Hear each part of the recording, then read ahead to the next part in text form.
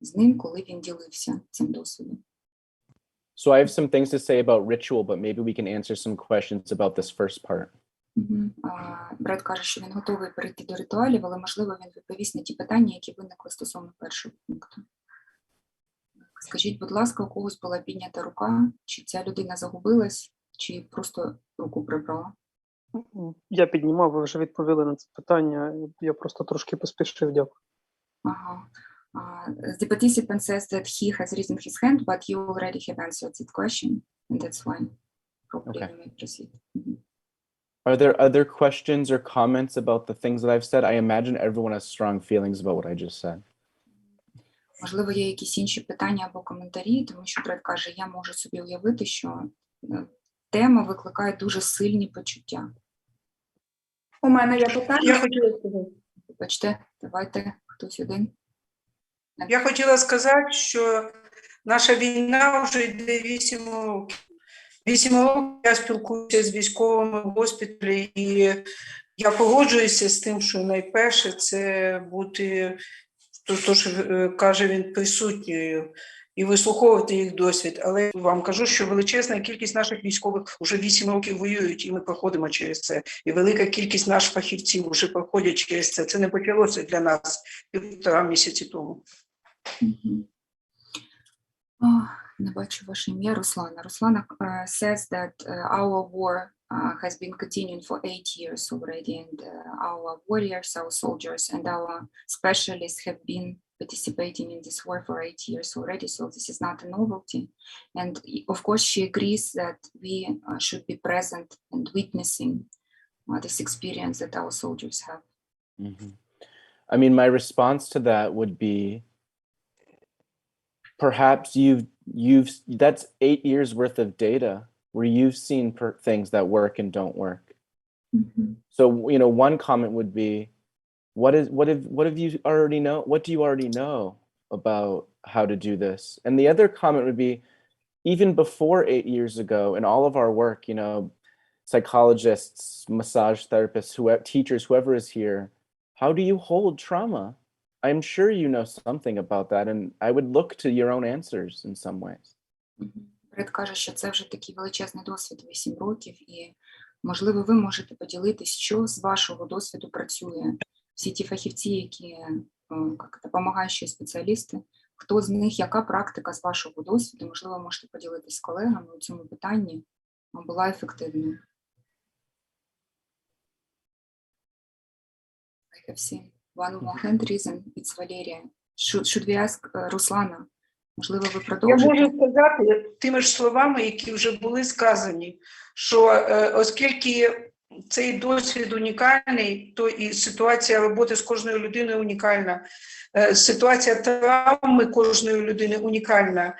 І одні люди абсолютно збережені і абсолютно нормальні, інші люди, вони менше прожили, скажімо, інші мають величезні травми, тому що там пережили якісь страшні. І тому робота з кожною людиною має бути унікальною. Просто мені це дуже сподобалося сказано, що немає легких відповідей і що ми повинні бути готові до любої реакції людини і вміти працювати з любою реакцією. Дякую. Дякую вам. Ruslana says that what she can say from her experience, supposed where is your window, Brad? I see, okay, excuse me. She says that from this all 8 years that she has had of her experience, she may say that yes, she agrees that there are no easy answers. There could be only some guidelines of how to deal with this experience. She says that any case is individual and very specific, depending on a lot of factors. But this is the answer, this is the guideline, that we should be present and we should witness the experience of this person. Think of me as a model. I don't know what to tell you people. I don't have answers for you, but I'm trying. I hope that makes a difference. I think it does, I don't know. You would have to tell me, but I don't know what to do with you guys right now, but I'm trying. And I hope that is healing in some way. Він каже, пропонує себе як модель. Він каже, я не маю зараз відповідей, я не знаю легких відповідей, які вам дати на ці складні питання. Але я чесно намагаюсь, я чесно стараюсь бути з цими питаннями, бути з вами. Ви можете, це така модель поведінки, я щирий в тому, що я зараз, як я чиню. Ось так. Shall we ask more people for questions? Yes, Я мала питання з приводу неконтрольованої агресії. Якщо є ситуація, в якій людина розуміє, що у цій ситуації ніхто не винен, що так сталися обставини, проте психотерапевт, як людина, яка сидить перед клієнтом, одразу ж отримує цей масивний удар неконтрольованої агресії, у якій інколи я не розумію, що робити мені як психотерапевту. Чи тримати лінію підтримування, що я з тобою, я можу і хочу допомогти проживати тобі всі ці складні почуття, чи якісь інший є механізм роботи у таких ситуаціях, коли вся агресія, яка накопичилась в людині, йде шквалтом на психотерапевта. Valeria asks a question about not control aggression.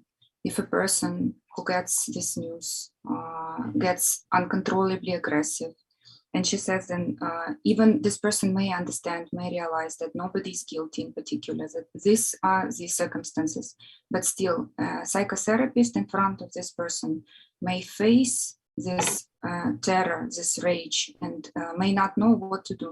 And she asks, what are the strategies, how to behave for a psychotherapist in this situation? Is it just to witness it, to try to deal with it somehow, to stand it, or there are some other strategies? So, I mean, if you feel like that aggression is being directed towards you and you're in danger in some way, then you need to take care of yourself and do something to take care of yourself. Якщо ви почуваєте, що це агресія, яка вам може зашкодити, вам персонально, тоді, звичайно, потрібно про себе подбати, він каже. But, maybe with something so powerful like that, something so intense as that aggression, there's a lot of room to actually explore what it means. Але, можливо, в цій агресії є щось, якийсь такий дуже потужний, важливий імпульс. І тоді було б важливо його дослідити, цей імпульс, цю агресію. I mean, I think in some ways that aggression is actually a healthier response than something like extreme depression, because this is infuriating. This is horrible. This shouldn't be happening. You're right to be out of control and aggressive about it. It is absurd and infuriating. Він каже, але якщо так подумати про це, то агресія – це більш здоровий спосіб реагування, ніж, скажімо, депресія. Тому що це дійсно страшні умови, такого не повинно бути. Те, що відбулося, це жахливий якийсь випадок, і тому реакція цієї людини, вона виправдана. I mean, I would try to figure out, to delicately, but ask, what are you so upset about? What is so upsetting? And make room for the answer to that. But also, I would humanize it. The out of control, aggressive soldier is not an animal. He's right to be upset. Каже, я б, напевно, дуже так обережно би намагався би прояснити, що саме відбувається. Я б не сприймав людину, яка військова, який переживає агресію, як тварину, тому що він має право на свої переживання. Вони виправдані, ці імпульси агресивні, які він переживає. Але при цьому так дуже обережно прояснити, щоб він так трішки розповів про це. Throughout all of this stuff, we're trying to regain our humanness, our humanity.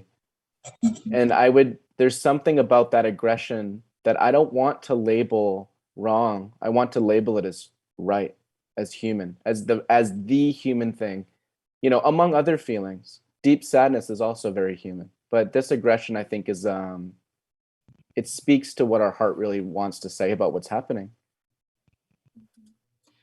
Він каже, що наше завдання у цій роботі гуманізувати, тобто від дегуманізації повернутися до гуманізації людини. І ми всі ці імпульси розглядаємо як нормальні, природні, здорові імпульси. Ми розглядаємо агресію як одне з переживань, які виправдані у цій ситуації, так скажімо, як і інші переживання, скажімо, сум, дуже сильний смуток через загибель товариша, так, близької людини. Тому ми розглядаємо агресію в контексті інших почуттів, як нормальне почуття людини, яка порається зі складною ситуацією. I mean, war is all about trying to break us down into dehumanized animal forms of ourselves. And everything we do in all of this work is to resist at all costs that dehumanization. Наше завдання у всій цій роботі є вистояти перед дегуманізацією людини в тих реакціях, які вона може демонструвати. І навпаки розуміти її переживання як нормальні, виправдані, і повернути у нашій поведінці, у нашому зверненні до цієї людини, демонструвати таке розуміння гуманізуюче того, що відбувається. Це нормально, те, що вона відчуває, це нормально і виправдано в тих страшних обставинах, в яких вона перебуває. There was another question, I think, another hand raised from the gentleman. Thank you.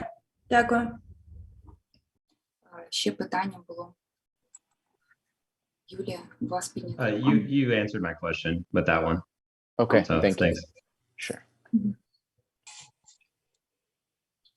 Юлія, у вас піднята Да, рука? можна задати звичайно. питання? Звичайно, так. У мене питання заключается, можно по-русски задам вопрос? Пожалуйста.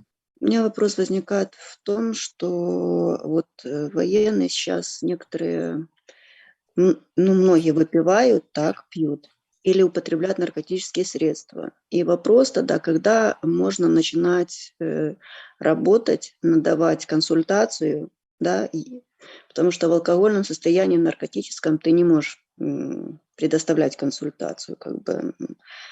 И второй вопрос еще к этому же.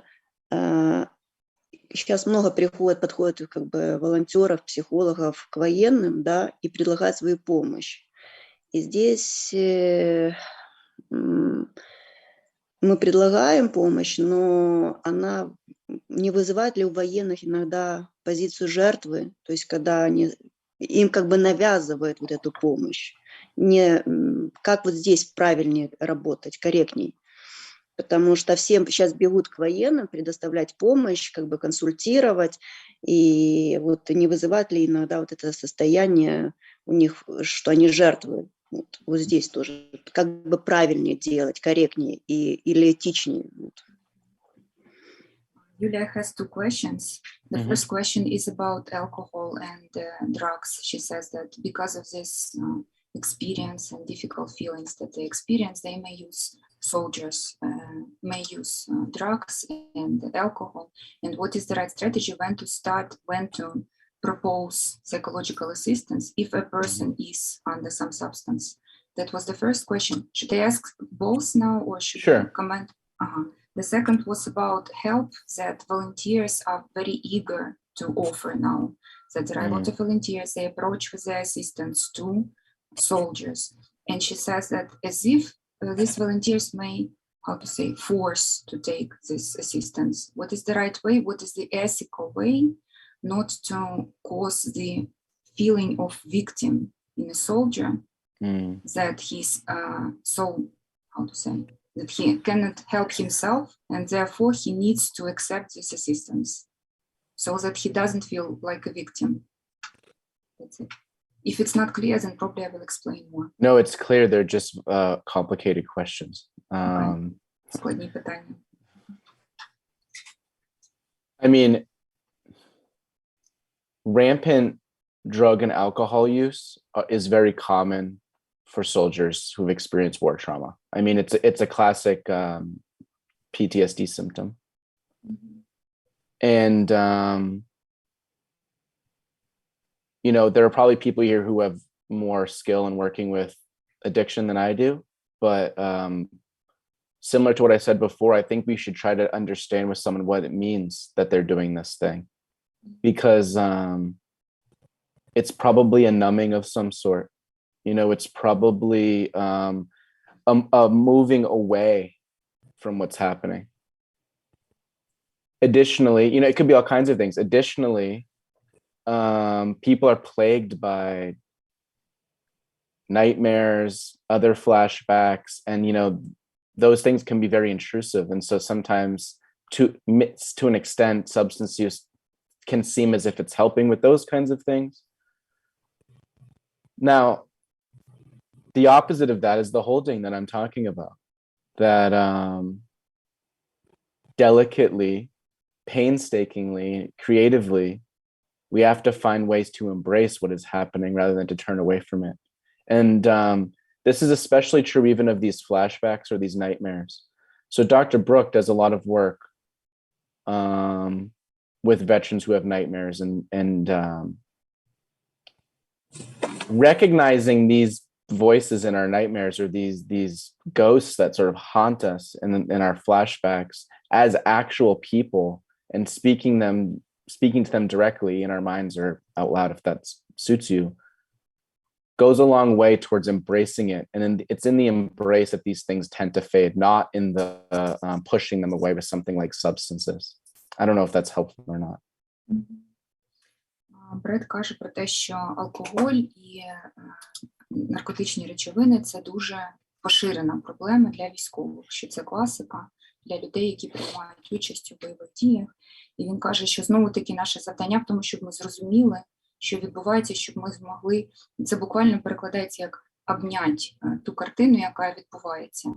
Тобто побачити весь контекст того, що відбувається, що, скоріш за все, ці речовини можуть заглушити ті важкі або спогади, або якісь інтрузивні флешбеки, або це можуть бути нічні кошмари, які людина бачить. І наше завдання в тому, щоб ми не засуджували і не відвертались від людини, яка може зловживати наркотичними речовинами, а щоб ми змогли зрозуміти місце цих речовин у тих відчуттях, у тих переживаннях, які людину мучать. Так? І ще дуже важливе питання, він каже, що з тими бійцями, які повернулись, доктор Брук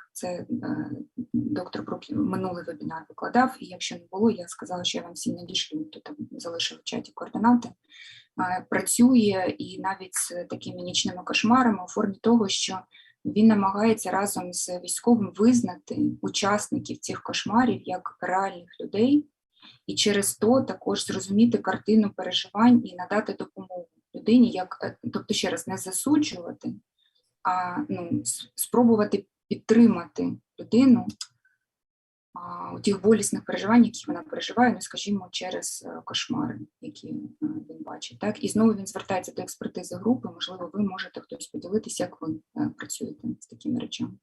І він сказав, що у нього не так багато досвіду у роботі з залежностями, військовими залежностями. Він так ділиться тим, що він знає. Можливо, хтось із групи може також зробити коментарі.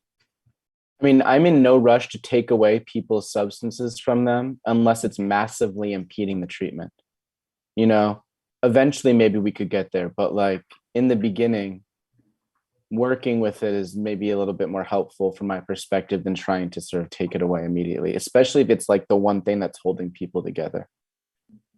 Він каже, що як я можу для себе судити, що немає потреби в тому, щоб швидко забрати ті речовини.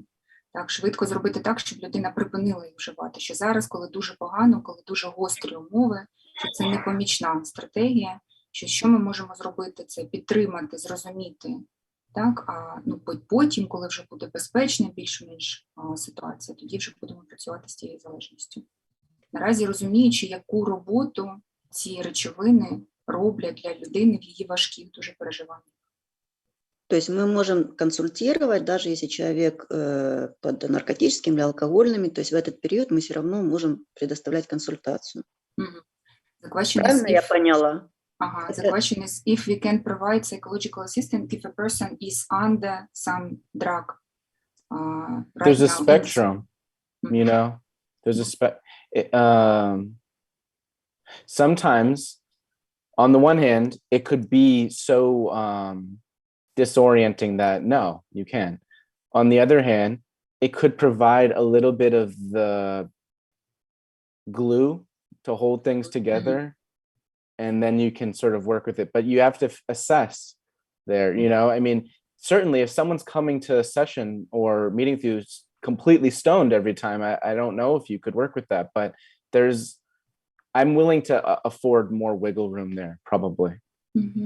Він каже, що це є спектр, це не дихотомія, а спектр, в якому стані може перебувати людина, і що це наше завдання оцінити, чи вона спроможна до того, щоб почути нас, так, і взаємодіяти з нами, що інколи там той стан, в якому вона перебуває, там не сильно важкий, він може бути клеєм для того, щоб склеїти ці стосунки, що ми вибудовуємо з людиною. А інколи, звичайно, це взагалі там якась некерований якийсь стан, і тоді це не має сенсу. Тобто це наше завдання оцінити, в якому стані перебуває людина.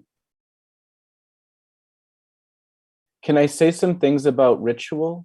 Sure. And then Sure. maybe we can take some questions on that. So, you know, this issue of sort of like helping people honor the things that they're avoiding is very much at the center of the work that we do at Duquesne. So, I mean, the opposite of that deadening that something like alcohol or drugs do, the opposite of that deadening that war trauma does to us is value, is humanity. And so we kind of have to always find a way, not naively, not childishly, but find a way to turn towards affirming humanity, affirming value, affirming the things that happened. And sometimes, you know, I'm not familiar with your culture, but maybe there are specific religious or other ways of formalizing that practice. Something like that can be very helpful, but we have to find a way to give honor to what's going on, which is a way of both holding it, naming it, memorializing it. And that goes a long way towards both unpacking its kind of stain and restoring our sort of humanity. Це стосується другого того пункту, на якому він хотів би наголосити. Це стосується ритуалів. Він каже, він хотів би сказати декілька слів про це, що це є центр роботи, яка проводиться в цій військовій клініці психологічній Duquesne, виробити, напрацювати такі процедури, ритуали, які змогли б віддати шану, віддати належне тому досвіду, з яким повернувся солдат. Що це повинно бути дуже обережно напрацьовано, щоб це не було наївно, щоб це не було так по-дитячому, але при цьому, щоб були якісь шляхи, як можна вшанувати, назвати і так залишити, скажімо так, створити пам'ять того, що відбувалося, що потрібно надати цінність тому досвіду, через який пройшли військові. Він каже, що я не знаю добре вашу культуру, можливо, у вас є якісь специфічні також шляхи, ритуали, як можна такі процедури робити. Тобто, знову-таки повернутися від цього дегуманізуючого розуміння досвіду людини, так, який вона прожила, до цих ритуалів, цих якихось там подій, так, які ми створюємо для того, щоб вшанувати, називати речі своїми іменами і віддавати должне, те, що називається російською мовою, так? Тому досвіду, який людина пройшла. I mean, it's delicate, right? I don't want this to sound silly or naive. I actually have a somewhat more pessimistic take on this. I mean, I don't wear all black it's not a coincidence. I wear a lot of black, right? I take a somewhat cynical stance towards this kind of thing. At the same time, I know it is powerful to formally ritualize this process in some way. You know,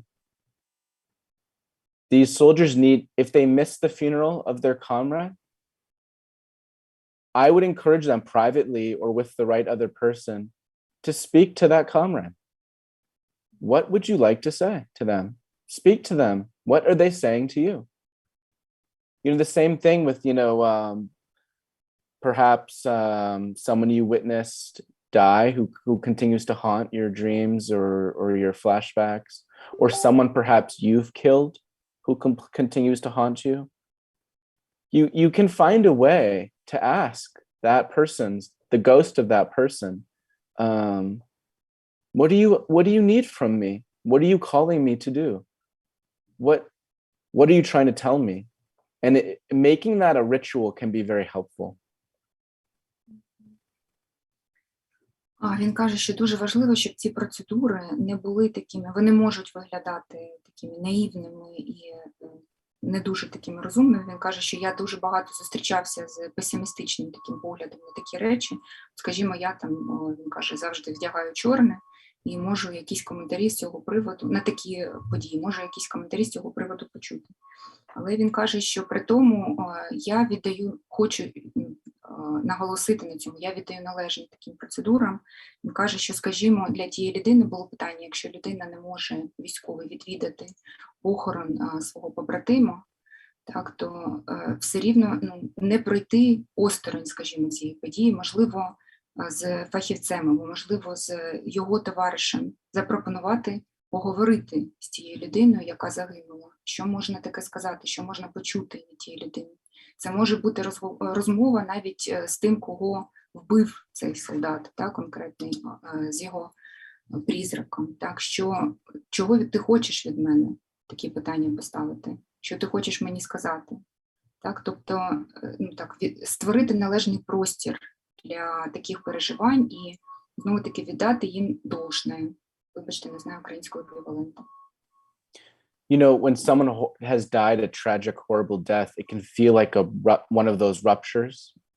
It can feel like a break of a relationship.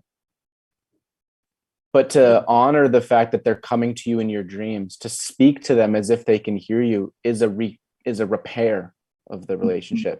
It's an affirming that, no, we do have a relationship still. Каже, що коли людина загинула такою трагічною, страшною смертю, то це і є той розрив, з якого ми розпочали. Розрив цієї тканини буття, спілкування, стосунків. І коли та загибла людина повертається до мене у вісні, то це нібито все продовжується. У нас такі є спілкування, ми такі підтримуємо стосунки. Через це повернення нібито відбувається починка цього розриву. I mean, one last thing, and maybe we can take questions about this, but the psychoanalyst Hans Lowald has a famous line that psychoanalysis is about transforming ghosts into ancestors. That's precisely what we're doing for people who have lost someone in a war trauma. Initially, we are haunted by the ghosts. We have to turn them somehow into an ancestor, which is a very different thing. Бред наводить цитату психоаналітика, яку я не знаю, можливо, ви знаєте це прізвище. Так, він каже, що це відома цитата цього психоаналітика про те, що завдання психоаналізу перетворити призраків на предків. І він каже, це, власне, те, що ми робимо з нашими військовими у нашій клініці. Ми перетворюємо тих призраків, які полюють, так, на нас, які втручаються в наше життя, на наших предків. І це дуже важлива символічна така робота. Це зовсім інший стосунок, зовсім інша присутність цього предка в нашому житті. Are there questions or comments? Якщо є питання або коментарі.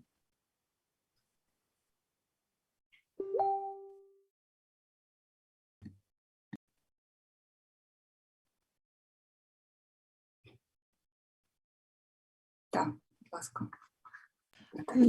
Якщо можна навести приклад ритуалів, що мається на увазі, можливо, з його практики, щоб ми зрозуміли, як це можна зробити. Natalia asks, maybe you can provide an example of a ritual from your practice so that we understand how to do it. So sometimes we'll do these sessions with patients where, you know, Dr. Brooke invented this practice where a veteran who has nightmares about maybe someone who, one of their comrades who died and they couldn't save, or someone who accidentally killed a child during combat. And the therapist, along with that soldier, will bring a friend for support. And usually it's helpful if that friend is a civilian, because we want to kind of bridge the gap between we want to stop this separation as if war belongs to soldiers and we don't have anything to do with it as civilians. And then in this session, we ask them to kind of conjure up, tell us about so this person comes to you in your dreams. What are they doing? What are they saying? And we try to give voice to that person. And then we try to get them to speak to them directly. What if they were here, what would you say? What do you think they need from you? What do you think they need you to tell them? What answers are they looking for from you? And these are very powerful sessions, and oftentimes over a few sessions can lead to massive reductions in people's nightmares. Він наводить приклад того, як працює доктор Брук з нічними кошмарами бійців, коли якийсь цей призрак приходить вночі у снах, і це може бути призрак або товариша загиблого, або людини, яку вбив цей боєць конкретний. Доктор Брук пропонує на таку сесію прийти солдату не самому, а зі своїм товаришем, причому цивільним товаришем. Він каже, що це дуже важливо для нас, вибачте, зараз мікрофон приберу, дуже важливо для нас, щоб ми цей місточок вибудовували між військовими і цивільними, щоб не було такого, що цивільні не мають жодного стосунку до того, що відбувається, це ваш там військовий досвід, і ви там самі бачите, ще раз. Вибудовувати цей місточок, щоб не було такого, що військові самі у тому досвіді, в якому вони живуть, вони самі в ньому залишаються. І тоді, каже Бред, доктор Брук пропонує цьому бійцю дати голос учаснику цих снів, і сказати йому, цьому призраку, чого він хоче, що він хоче сказати, чого він хоче сам, чого він хоче від цього бійця. І потім, можливо, зробити такий діалог з цим призраком, і також налаштувати таку якусь комунікацію між ними. І він каже, що з нашого досвіду, це вже 4-й раз Наталія, щось у вас там з мікрофоном, 4-й раз вимикаю мікрофон.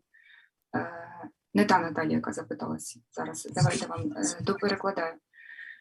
І він каже, що з нашого досвіду таких 3-4 сесії призводять до того, що дуже сильно зменшується цей травматичний зміст у снах, і людина менше мучиться цими кошмарами нічними. I mean, sometimes it can be much more simpler, right? Like if a soldier came to me as a psychologist and said, my comrade died and I couldn't make it to his funeral, I would just ask him, what would you have liked to do there if you could? And perhaps we could do some of that here. Він каже, що це може бути набагато простіше, коли до мене приходить боєць і каже, що я не міг попасти на ці похорон свого товариша. Тоді ми просто це обговоримо, що б ти хотів там зробити, як би це для тебе було, щоб там таке для тебе важливо відбулося. Even just trying to be creative about this kind of thing, trying to create some kind of ritual is a demonstration of life. It's a demonstration of humanity. To say I'm willing to try to create something is the opposite of war. It's the opposite of destruction. It's creation. Він каже, те, що ми так творчо, з розумінням, з увагою, пошаною ставимося до цього досвіду людини, яка до нас звертається до допомоги, це нібито є протилежне до змісту війни. Що війна – це руйнування, що це заперечення всього. А те, що ми створюємо простір для таких переживань, це навпаки є таким ознакою життя. So I'm aware we only have maybe 8 minutes left or a little bit less, but I'm available to keep doing this most Wednesdays. I'm available next Wednesday. Він каже, що у нас 8 хвилин, то, можливо, ви ще будете якісь питання ставити, але він каже, що я готовий до таких обговорень. I'll keep coming and not giving you direct answers, and maybe you'll get frustrated with me. But готовий приходити і казати про те, що я не знаю простих відповідей на ваші питання. Так. Чи можна так сказати, що концептуально нам важливо надати зміст пережитому досвіду? Mhm. Alexander asks if we can say that from a conceptual point of view, it is important for us to give meaning to what person has experienced. That's 100% true. We need to acknowledge all of this acknowledgement, honoring, holding, embracing, witnessing is all a movement towards meaning. Він каже, But we що have to recognize that it's not going to be possible at all moments or, at the same time for all people. Мгм. На 100% це так. Він каже, що те, що ми є свідками, те, що ми обнімаємо, те, що я сказала, дослівний переклад, досвід людини, яка до нас прийшла, це є те, що ми надаємо значення тому, що з людиною відбувається. І ми повинні бути готові до того, що це непростий процес, і наша така готовність повинна бути в тому, що не може бути простих відповідей на ці питання, з якими людина до нас звертається. There was a saying in the American soldiers in the Vietnam War, and the Vietnam War was horrible, so I'm not trying to defend it, but there was a saying in that time, American soldiers would say, don't mean nothing. You say, oh, Tom died last week. They say, don't mean nothing. Everything was don't mean nothing. Мгм. That's the opposite of healing. Ага. Він наводить приклад такої поговорки, яка була за часів В'єтнамської війни. Він каже, що це була жахлива війна, і я не намагаюся її виправдати, але він наводить приклад цієї поговорки, і це нічого не означає. Це такий розмовний варіант, і нічого такого. Коли там, скажімо, хтось загинув, солдати один одному кажуть, ну нічого не відбулося. Він каже, що це протилежне тому, що є зцілення. Що це така позиція навпаки тому процесу, що собою представляє зцілення. I mean, it's not helpful. It's not right to say it doesn't matter. It does fucking matter. It's not right to say it doesn't mean anything. It does. But more than not being right, it's not helpful. It doesn't help to deny the meaning of it. Він каже, що це неправильно і нечесно казати, що нічого не відбувається. Воно відбувається. І воно має значення. Це страшні речі. І що це нечесно казати, що та ні, нічого страшного. Це страшне, він каже. Галина, у вас є питання? Так, у мене є питання. Доброго дня. Поки що все те, що Бред розповідає, воно відгукується про досвід, коли уже військовий знаходиться в клініці, тобто по завершенню, скажімо, бойової задачі чи по завершенню операції війни. Є питання таке, чи є в Бреда досвід саме допомоги бійцям під час дізнавання про смерть або зіштовхування з цією смертю побратимів, саме коли бійці знаходяться на виконанні бойового завдання. Коли ми обмежені в часі, коли в нас немає цього часу 4 сесії про це говорити, і бійця реально треба не то, що відреагувати, тобто дійсно не допустити цієї жалісті, і в той же час зібрати, щоб не втратив бойовий дух і далі виконував своє завдання. Alina says that what you have been describing by now, it reflects in her, but under conditions when soldiers are already back, when they come from war and they are in clinic.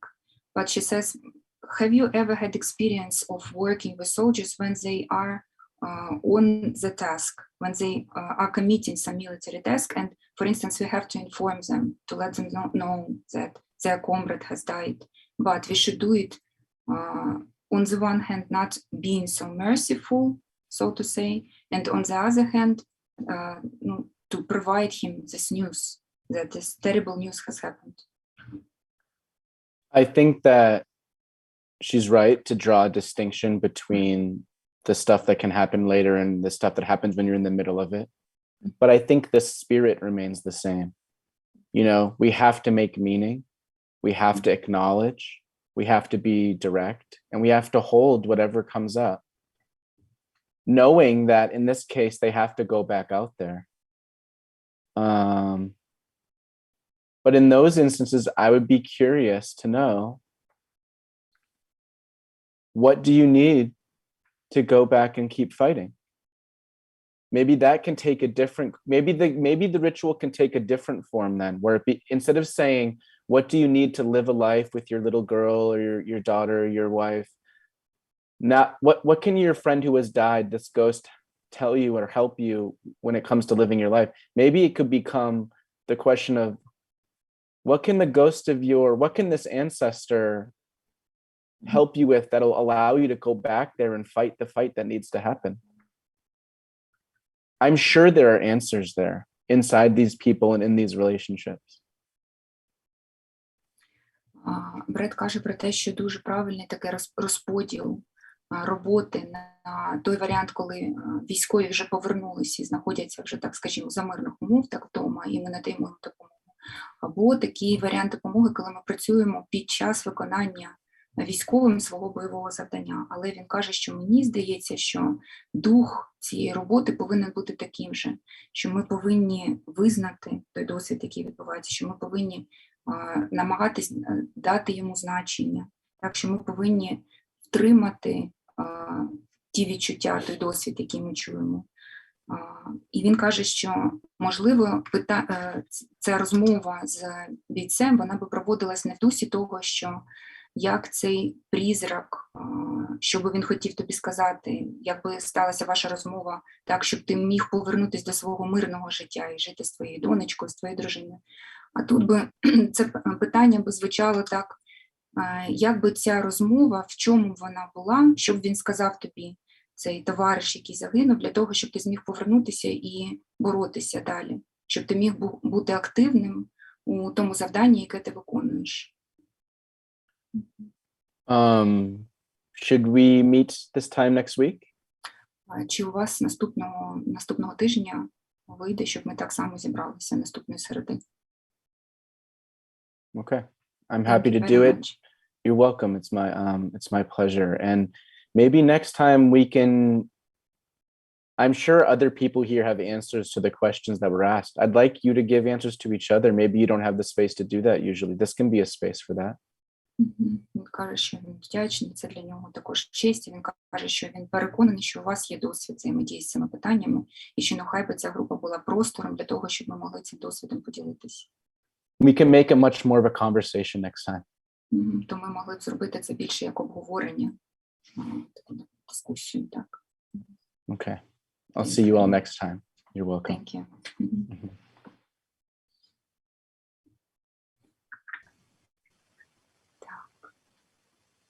Дякую. Так, вам Дуже дякую. Вам також всім дякую за присутність. Я зараз скопіюю всі ваші імейли, кому все надіслати. Я намагатимусь ввечері.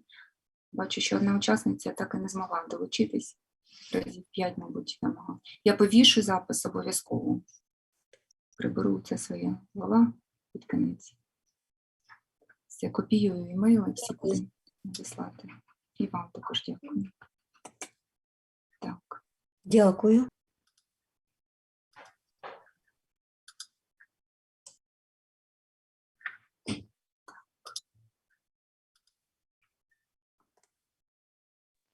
А скажіть, будь ласка, куди надіслати імейл, щоб ви прислали?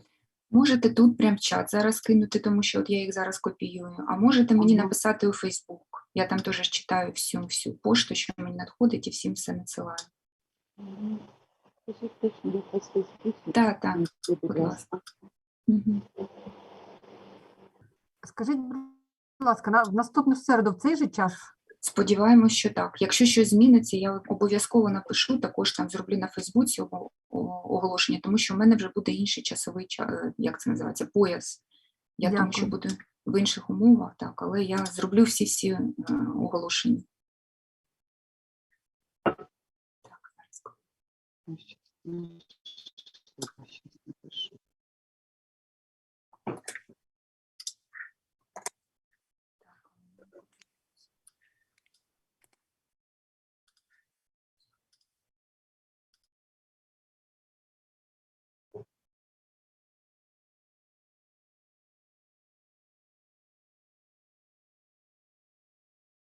Recording stopped.